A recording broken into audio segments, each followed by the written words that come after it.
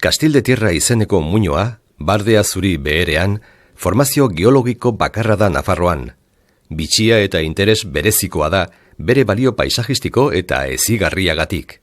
Bardeetako higadura prozesu biziak azaltzeko eta arrazoitzeko eredu gisa balio baitu. Maitagarrien tximinia bata, harri bigunez osaturiko zutabe handi naturala da. Gehien bat sedimentu jatorrikoak, buztinak edo lutitak eta tuparriak. Tontorrean, erresistentzia handiagoko arearria hitz bat dago, eta zutabea higaduratik babesten du. Formazio mota hauek gizaki baten altuera edo 10 solairuko eraikin batena izan dezakete.